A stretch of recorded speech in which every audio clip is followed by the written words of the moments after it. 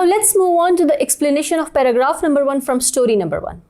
In paragraph number 1, there are following complex words.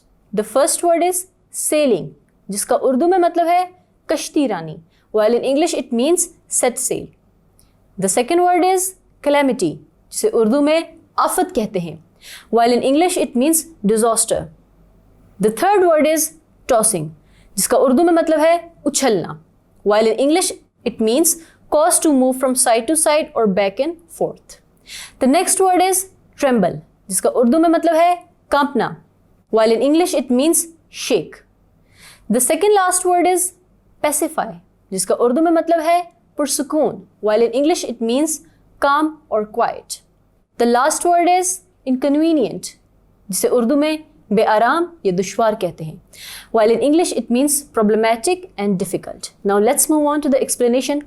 So basically paragraph number 1 from story number 1 revolves around story of a king and his Persian slave. One day, the king along with his Persian slave and some other people sailed on a boat. Later on, that boat was hit by a storm. So after that situation, people were quite scared.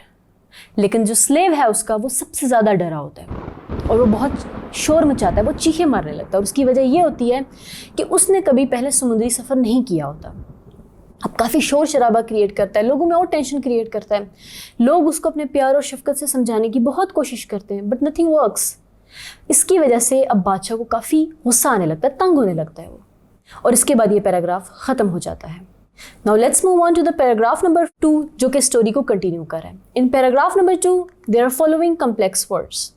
The first word is quieten, जिसे उर्दू में कहते हैं खामोश कराना, while in English it means to make someone quiet and calm.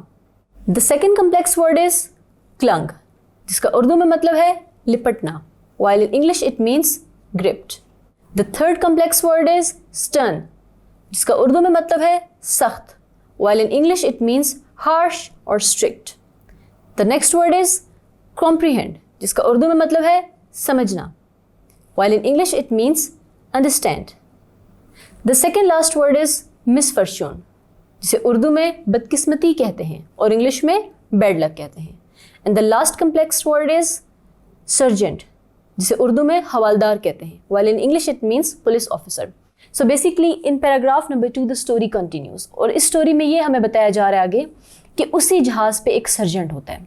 अब sergeant basically कौन होता है, ये कहानी क्योंकि बहुत पुराने ज़माने में लिखी गई है तो वहाँ पे एज सच पुलिस ऑफिसर का टर्म तो यूज़ नहीं होता था कि हम इसको पुलिस ऑफिसर ही रेफ़र करें, लेकिन ये बेसिकली पुलिस ऑफिसर की तरह का बंदा ही होता है जो उससे रैंक में कम होता है. तो जब वो ये सारी सिचुएशन देखता है, then he asked the king that if you allow me then I can definitely quieten the person. और बादशाह उसको कहता है कि आपका बहुत बड़ा करम होगा अगर आप इसको खामोश कराएंगे. और इसके बाद वो सर्जेंट उन लोगों को कहता है कि इसे समुद्र में फेंक दो, और वो उसको फेंक देते हैं, ऐसा ही करते हैं. लेकिन जो ही वो डूबने लगता है तो वो वापस उसको कश्ती में बुलवा लेता है.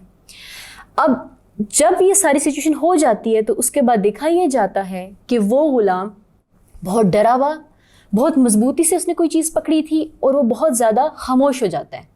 अब बादशाह समझने लगता है कि आखिर इसमें क्या मसलहत थी और इसने क्यों उसको वहाँ फेंक पाया.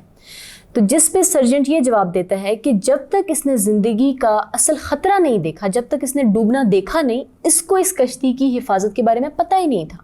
और ज़िंदगी में भी ऐसा होता है. वो कंटिन्यू करता है कि जब हमें ज़िंदगी में हम किसी असल ख़तरे को नहीं, हमारी मुलाकात होती, आमना सामना नहीं होता, हमें अपनी ज़िंदगी की जो सेफ्टी है, जो हमारी आरामदेह ज़िंदगी है, हमें उसकी कदर नहीं होती. तो इस स्टोरी से हमें ये थीम पता चलता है कि हमें अपनी ज़िंदगी में जो आसाइशें मिलती हैं, जो हमें अच्छी चीज़ मिलती है, हमें उसकी कदर तब तक नहीं होती जब तक कि हम किसी सही मुसीबत में ना फंस जाएं. और यहाँ पे ये पैराग्राफ भी ख़त्म हो जाता है और ये फर्स्ट स्टोरी भी ख़त्म हो जाती है.